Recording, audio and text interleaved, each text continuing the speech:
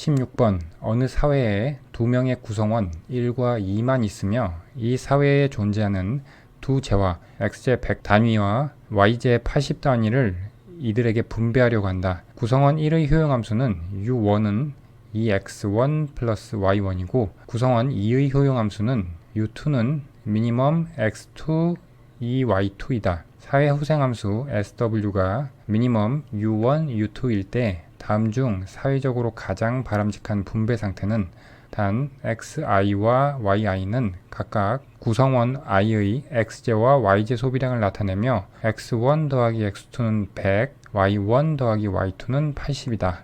16번 문제는 후생경제학 문제고요. 먼저 사회후생함수에 대해서 살펴보면 사회 구성원의 효용 수준이 주어졌을 때 사회후생의 수준을 함수값으로 나타내주는 함수를 사회후생함수라고 합니다. 이 사회후생함수는 개인 간 효용 비교에 대한 주관적인 가치 판단을 내포하고 있습니다. 따라서 사회 구성원의 효용 수준이 주어졌다고 할 때 사회후생함수가 가지고 있는 주관적인 가치 판단에 따라서 도출되는 사회후생 수준의 함수값이 달라지게 됩니다. 문제에서는 사회후생함수가 미니멈 함수로 주어져 있습니다. 이것은 롤즈적 가치 판단을 나타내는 함수가 되겠습니다. 롤즈적 가치 판단이라고 하는 것은 사회에서 가장 못 사는 구성원의 효용 수준에 의해 사회후생이 결정되는 것을 의미합니다. 모든 사회 구성원의 효용이 같아져야 사회후생이 극대화됩니다. 문제에서 주어진 상황을 수식으로 계산을 해보면 사회적으로 가장 바람직한 분배 상태를 묻고 있기 때문에 사회 구성원 1과 2의 효용을 u1과 u2라고 할 때 미니멈 함수로 주어진 사회후생 함수를 극대화시키는 것이 목적 함수가 되겠습니다.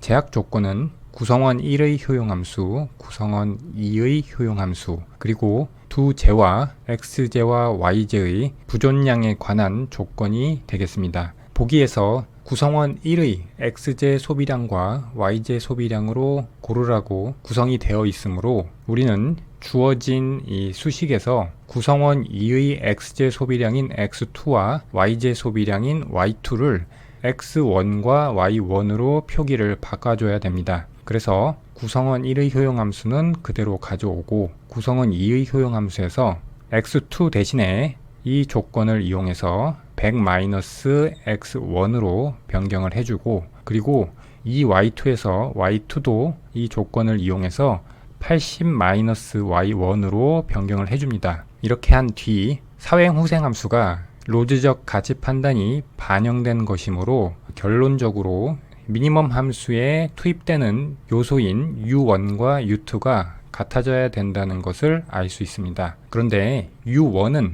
2x1 플러스 y1으로 일정한데 u2가 문제죠. u2 역시 미니멈 함수로 구성이 되어 있는데 그래서 u2 같은 경우에도 사회후생함수와 마찬가지로 안에 투입되는 요소인 100-x1과 2 곱하기 80-y1이 같아질 때 효용이 극대화되니까 우리는 식을 다음과 같이 두 가지로 세울 수가 있습니다. u1은 그대로 가져오고 u2의 경우에는 100-x1이 나오는 경우와 2 곱하기 80-y1이 나오는 경우로 식을 두 가지로 세울 수 있겠습니다.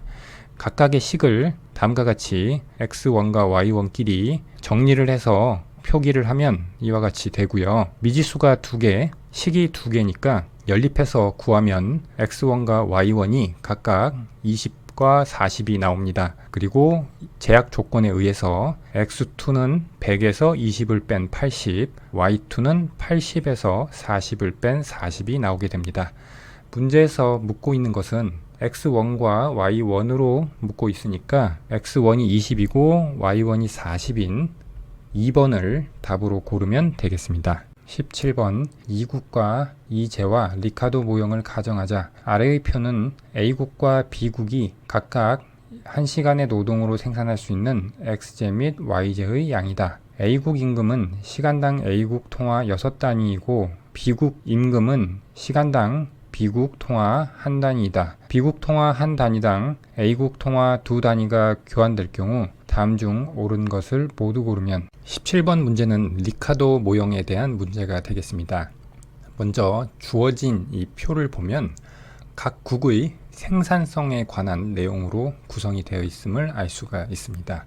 동일한 시간에 노동을 투입해서 생산할 수 있는 재화의 양이기 때문입니다. 그래서 먼저 각 재화에 대해서 각 국이 어떻게 절대 우위와 비교 우위를 가지고 있는지를 살펴보면 X제와 Y제 모두 A국이 동일한 시간에 노동을 투입해서 더 많은 재화를 생산하고 있음을 알 수 있습니다.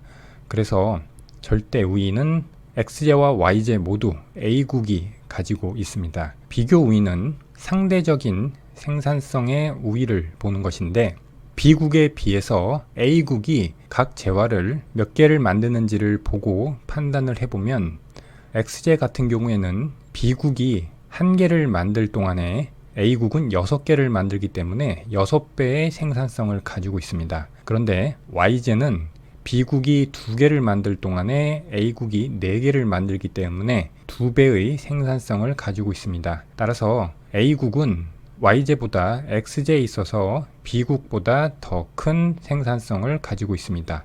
따라서 A국은 X제의 비교 우위를 가지고 있고 Y제는 B국이 비교 우위를 가지고 있음을 확인할 수 있습니다. 이렇게 기본적으로 A국과 B국의 노동 생산성을 가지고 절대 우위와 비교 우위를 파악한 뒤에 문제에서 묻고 있는 각 보기들의 옳고 그름을 판단해 보면 가 교역 이전 A국에서 X제의 개당 가격은 A국 통화 한 단위이다. 교역 이전 A국은 X제를 노동 1시간을 투입해서 6개를 만들고 있었습니다. 그런데 A국에서 노동에 대한 임금은 시간당 A국 통화 6단위이니까 X제의 개당 가격을 구하기 위해서는 1시간 노동에 대해서 지불해야 되는 통화인 A국 통화 6단위를 X제 생산량으로 나눠주면 되겠습니다. 그래서 계산을 하면 A국에서는 교역 이전에 X제 한 단위당 가격이 A국 통화 한 단위가 됩니다. 그래서 가는 맞는 보기고 교역 이전 B국에서 Y제의 개당 가격은 A국 통화로 환산하면 A국 통화 한 단위이다. 먼저 B국에서 Y제의 개당 가격을 B국 통화로 나타내면 다음과 같습니다.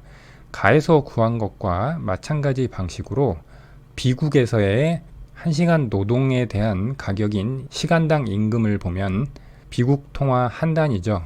이것을 Y제 생산량 2개로 나눠주면 되겠습니다. 그래서 교역 이전 B국에서 Y제의 개당 가격은 B국 통화 2분의 1 단위가 되는데 이것을 A국 통화로 환산을 해야 되니까 그것은 문제에서 주어진 B국 통화 한 단위당 A국 통화 2단위가 교환된다는 조건을 활용해서 계산을 하면 되겠습니다.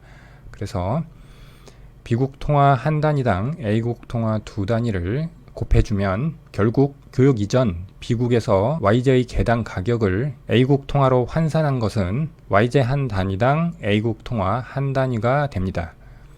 그래서 나도 맞는 보기고 교역 이전 A국 통화로 환산한 Y제의 개당 가격은 B국에서 더 낮다. A국과 B국의 Y제 개당 가격을 A국 통화로 환산해서 서로 비교하는 보기가 되는데 우리가 A국 통화로 환산한 Y제의 개당 가격을 보기 나에서 B국은 계산을 했죠. 그게 A국 통화 한 단위였고요. A국에서 어떻게 되는지를 확인해 보면 가에서 우리가 X제에 대해서 구했듯이 Y제에 대해서 A국 입장에서 구해보면 역시 1시간 노동에 대한 임금인 A국 통화 6단위를 A국에서 1시간 동안 생산해낸 Y제 생산량인 4개로 나눠주면 되겠습니다. 그렇게 되면 A국 통화로 나타낸 Y제의 개당 가격은 1.5단위가 되고요. 그러면 A국과 B국을 비교해보면 A국에 비해서 B국이 낮다는 것을 알 수 있습니다. 그래서 보기 다도 맞는 보기가 되겠습니다. 마지막으로 A국은 X제를 수출하고 B국은 Y제를 수출할 것이다. 리카도 모형은 노동 생산성에 의해서 비교 우위가 결정이 되고 비교 우위가 있는 재화를 수출하게 됩니다. 우리가 처음에 구했듯이 비교 우위는 X제에 대해서는 A국, Y제에 대해서는 B국이 가지고 있습니다. 따라서 A국이 X제를 수출하고 B국이 Y제를 수출하게 되겠습니다. 그러므로 보기 라도 맞는 보기가 되겠습니다. 옳은 것을 모두 고르라고 했는데 모든 보기가 다 맞으니까 답은 5번이 되겠습니다. 18번 소국인 A국은 X제 생산에 사용되는 유일한 원자재인 Y제를 수입한다. A국은 수입되는 X제에 명목관세 10%를 부과하지만 Y제에는 관세를 부과하지 않는다. X제와 Y제의 세계 시장 가격은 각각 180이다. X제에 대한 실효보호 관세율은 18번은 실효보호 관세율을 묻고 있는 문제입니다. 실효보호 관세, 관세의 실효보호율이라고 하는 것은 관세의 부가가치 보호 정도를 나타내는 지표가 되겠습니다. 국내 생산자 입장에서는 관세 부과를 통해서 자신의 부가가치가 얼마나 증가하는지에 관심이 있습니다. 그것을 지표로 나타내는 개념이 되겠습니다. 계산식은 자유무역 시의 부가가치분의 관세 부과 후 부가가치와 자유무역 시 부가가치의 차이가 되겠습니다. 문제에서 주어진 수치를 가지고 계산을 해보면 먼저 관세 부과 후의 부가가치를 보면 세계 시장 가격 100에 명목관세 10%가 부과된 100 곱하기 1 플러스 10%의 가격에서 수입 중간재의 가격인 80을 제거한 것이 관세 부과 후 부가가치가 됩니다. 그리고 자유무역 시의 부가가치는 X제의 세계시장 가격 100에서 수입 중간재인 Y제의 세계시장 가격 80을 제거한 20이 되겠고요. 그래서 계산을 해주면 50%가 나옵니다. 18번 문제의 답은 4번이 되겠습니다. 19번 아래 그림은 대국이 X제 수입 관세를 부과할 때 나타나는 경제적 효과를 보여준다. S는 X제에 대한 대국의 공급 곡선을, D는 수요 곡선을 나타낸다. 수입 관세 부과는 X제의 세계 시장 가격을 PW에서 PT 스타로 하락시키고 X제의 국내 가격을 PT로 상승시킨다. 수입 관세 부과의 경제적 효과에 대한 다음 설명 중 옳지 않은 것은 19번 문제는 대국의 수입 관세 효과에 관한 문제가 되겠습니다. 부분균형 분석에 의한 문제고요. 대국에서 수입 관세를 부과했을 때 균형이 변화하게 되는데 그 균형의 변화가 가져오는 사회 후생의 변화에 대한 이해를 묻고 있는 문제가 되겠습니다. 이 경제에는 세 개의 경제 주체가 존재합니다. 생산자, 소비자, 그리고 정부가 되겠습니다.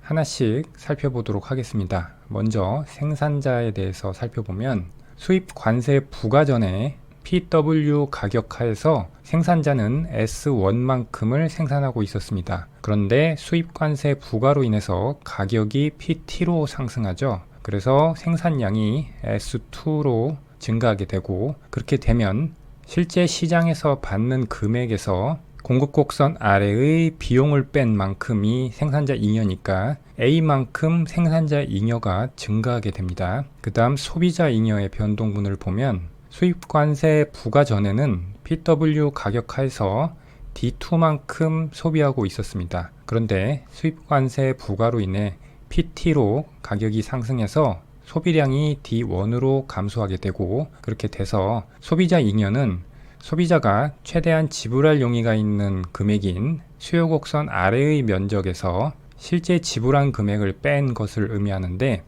수입관세 부과 전에 얻고 있던 소비자 잉여인 A, B, C, D만큼이 사라지게 됐죠.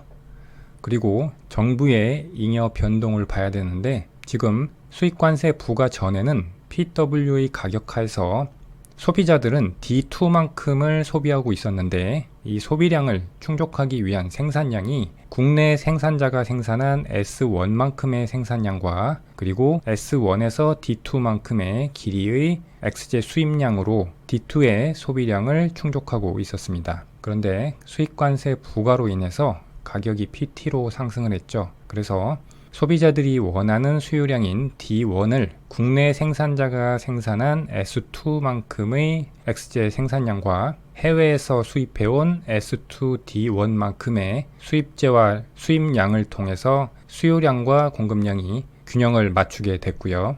이러한 상황에서 정부의 관세 수입은 개당 관세의 가격인 PT에서 PT스타를 뺀 이 길이와 수입량 S2D1을 곱한 면적인 C2가 관세 수입이 되겠습니다.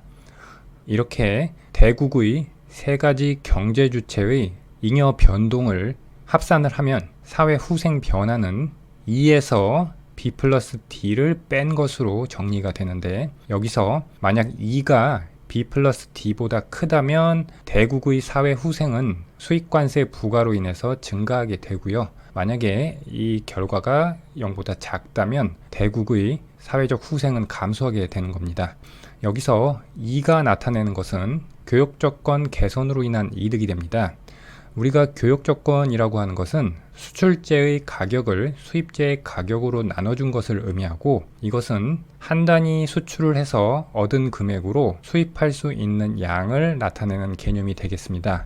지금 대국이 수입관세 부과로 인해서 수입재인 XJ의 세계시장 가격이 PT스타로 하락을 했죠. 그 이야기는 교역조건에서 분모에 해당하는 수입재의 가격이 감소했다는 것이고, 그러면 교역조건은 분모가 감소했으니까 증가하게 되죠. 즉 대국이 한 단위 수출해서 얻은 금액으로 수입할 수 있는 양이 증가하게 된다는 것이고, 이것은 대국의 사회후생을 증가시키는 요인으로 작용하게 됩니다. 그래서 이 부분은 교역조건 개선으로 인한 이득을 의미하게 되는 것이고요. 그 다음 B는 생산 왜곡 손실입니다. 지금 보시면 수입관세 부과 전에는 S1만큼 생산을 했는데 수입관세 부과로 인해서 S2로 생산량을 늘렸죠. 이것은 관세 부과로 인해서 국내 가격이 PW에서 PT로 왜곡이 됨에 따라서 효율적인 생산량은 원래 S1만큼이었는데 효율적인 생산량보다 더 많이 생산하게 돼서 발생하게 되는 손실이기 때문에 B는 생산 왜곡 손실이라고 하고요. 그 다음 D는 소비 왜곡 손실이라고 하는데, 이것도 역시 관세 부과로 인해서 XJ 국내 가격이 PW에서 PT로 증가함에 따라서 소비자가 효율적인 소비량인 D2를 소비하고 있었는데 효율적인 소비량인 D2보다 적게 소비하게 됐기 때문에 이 D 부분은 소비 왜곡 손실을 의미합니다. 그러면 보기를 하나씩 보겠습니다.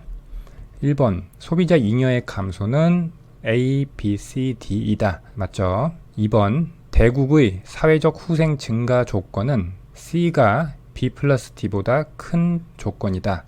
C가 아니라 E가 B 플러스 D보다 커야 되겠죠? 그래서 2번이 틀렸고요. 3번 C는 국내 소비자에게 전가되는 관세 부담이다. 이 부분은 원래 관세 부과 전에는 PW의 가격으로 소비를 했었는데 관세 부과로 인해서 PT로 지불해야 되는 단위당 가격이 상승했죠. 따라서 이 C 부분은 국내 소비자에게 전가되는 관세 부담에 해당한다고 하겠습니다. 맞는 보기고요. 4번 E는 관세의 교역조건 효과이다. 아까 교역조건의 개념을 설명하면서 전달한 내용이죠. 맞는 내용이고요. 5번 생산자 잉여의 증가는 A이다. 역시 맞는 보기가 되겠습니다.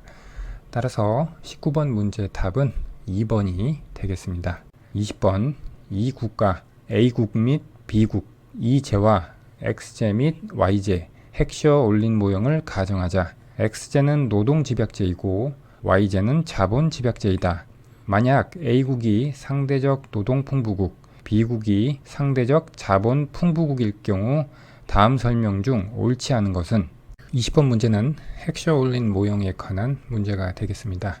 핵시어 올린 모형은 기본 가정이 있고요. 이 기본 가정에 의해서 설정된 모형 안에 4가지 정리로 이루어져 있습니다. 먼저 핵시어 올린 모형의 기본 가정을 간략히 살펴보면 보통 2개의 나라, 2개의 상품, 2개의 생산 요소를 가정을 합니다. 그리고 두 나라는 동일한 생산함수 생산 기술을 갖는 것으로 가정합니다. 구체적으로 신고전파 1차 동차 생산함수로 가정을 하고요. 1차 동차 생산함수는 규모에 대한 보수 불변의 성질을 가지고 있습니다. 세 번째, 두 나라의 수요 조건, 즉 양국의 후생함수는 같습니다. 네 번째, 이것이 핵심 과정이 되겠는데 두 나라의 요소 부존도, 즉 노동과 자본량의 부존 비율의 차이가 있습니다. 그래서 상대적으로 노동이 많은 나라를 노동풍부국, 상대적으로 자본이 많은 나라를 자본풍부국이라고 합니다. 다섯 번째, 양국의 상품 시장과 요소 시장은 완전 경쟁적이다. 완전 경쟁 시장을 가정하고 있고요. 여섯 번째, 산업 간, 즉 두 상품이 X제, Y제가 있다고 할 때 그 X제와 Y제 산업 간 생산 요소의 이동은 자유롭습니다. 하지만 국가 간 이동은 불가한 것으로 되어 있습니다. 일곱 번째, 두 제와 X제와 Y제의 요소 집약도는 서로 다르다. 요소 집약도는 4번의 요소 부존도와는 구분을 해야 됩니다. 요소 부존도는 말 그대로 각 나라가 보유한 노동량과 자본량을 의미하고요. 두 재화의 요소 집약도는 두 재화를 생산할 때 투입하는 노동과 자본의 비율을 의미합니다. 그래서 두 재화 중에 상대적으로 노동을 많이 투입하는 재화를 노동집약제, 상대적으로 자본을 많이 투입하는 재화를 자본집약제라고 합니다. 마지막 가정으로 운송비나 관세 등의 무역 장벽은 없는 것으로 가정하고 있습니다.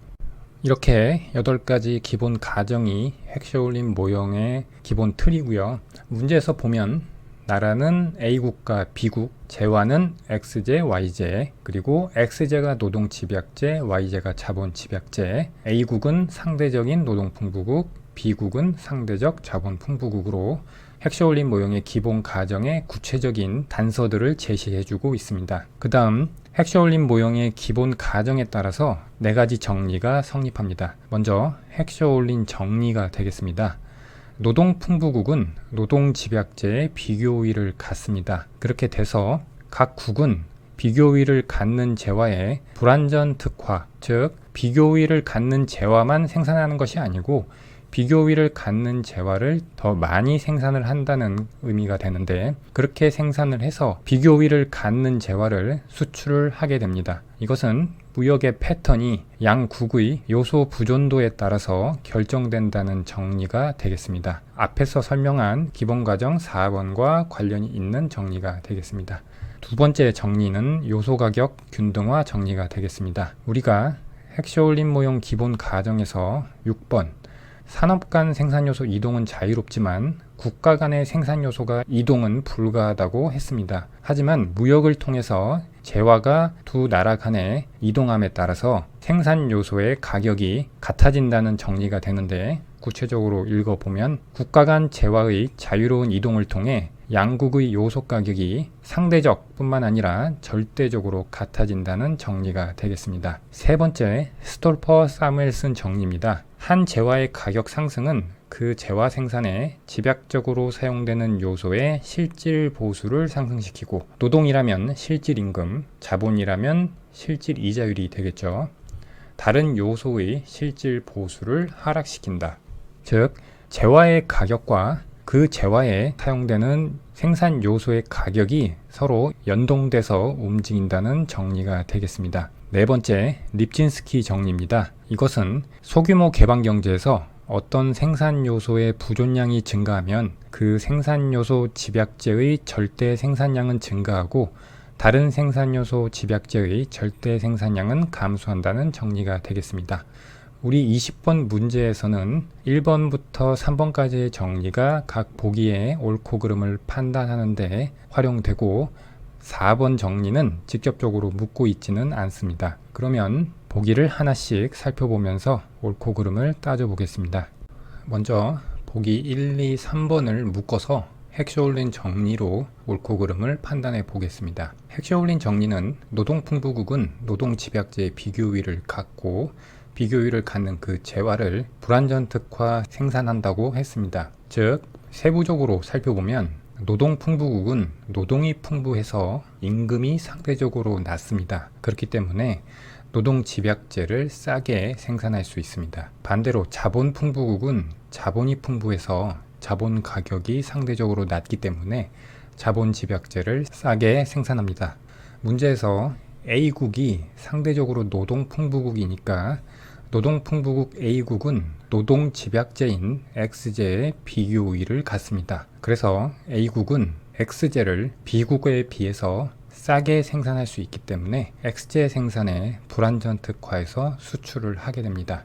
보기 1번에서 무역 이전 Y제 가격분의 X제 가격, 즉 X제의 상대 가격이 A국이 B국보다 낮다라고 되어 있는데 X제가 노동 집약제이고 A국은 노동 풍부국이니까 X제를 싸게 생산할 수 있죠. 그렇기 때문에 X제의 상대 가격은 A국이 B국보다 낮게 되겠습니다. 1번은 맞는 보기고요.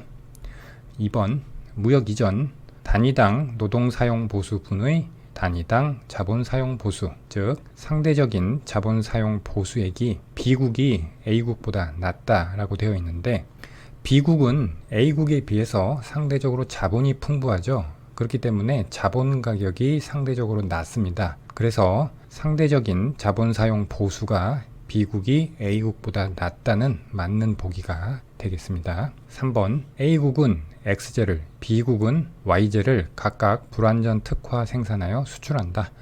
A국이 X제 생산의 비교율을 가지고 불완전 특화해서 수출한다고 그랬죠. 그러면 B국은 Y제의 불완전 특화 생산을 해서 수출을 하겠죠. 따라서 3번 보기도 맞는 보기가 되겠습니다.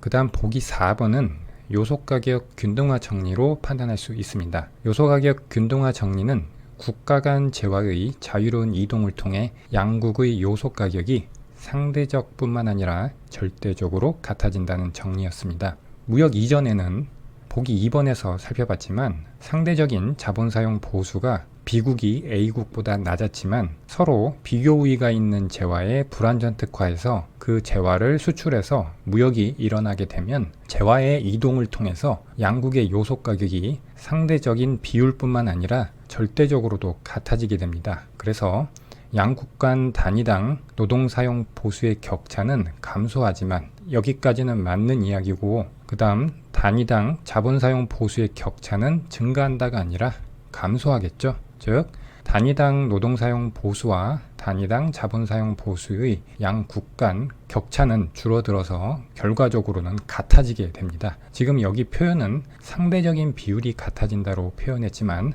요소가격 균등화 정리에 의하면 상대적인 요소가격 비율뿐만 아니라 절대적인 요소가격이 같아지기 때문에 보기 4번은 틀린 보기가 되겠습니다. 마지막 보기 5번은 스톨퍼 사무엘슨 정리를 가지고 옳고 그름을 따질 수 있는 보기가 되겠습니다. 스톨퍼 사무엘슨 정리는 한 재화의 가격 상승은 그 재화 생산에 집약적으로 사용되는 요소의 실질 보수를 상승시키고 다른 요소의 실질 보수를 하락시킨다는 정리였습니다. 우리가 핵쇼올린 정리에 의해서 노동 풍부국인 A국이 무역 이전에는 노동이 풍부하니까 임금이 상대적으로 낮은 상태였습니다. 그런데 무역이 시작되면 A국은 비교 우위제인 노동 집약제 X제 생산을 늘리게 되고 이에 따라 X제 가격이 상승하게 됩니다. 그래서 노동에 대한 실질 보수가 상승하고 자본의 실질 보수는 하락하게 됩니다. 즉 X제 가격이 상승하기 때문에 X제 생산에 이윤이 발생하니까 생산자들은 X제 생산을 증가시키려고 할 것이고 그러면 A국에서 Y제 생산에 투입되던 생산 요소가 X제 생산에 투입되게 되고 Y제는 자본 집약제였으니까 Y제 생산이 감소함에 따라서 방출되는 노동의 양이 노동 집약제인 X제 생산 증가에 필요한 노동의 양보다 작기 때문에 노동 가격은 상승하게 되는 것이죠. 그래서 노동의 실질 보수는 상승하고 자본의 실질 보수는 하락하게 되는 것입니다. 따라서 보기 5번은 맞는 보기가 되겠습니다. 그러므로 20번 문제 답은 4번이 되겠습니다.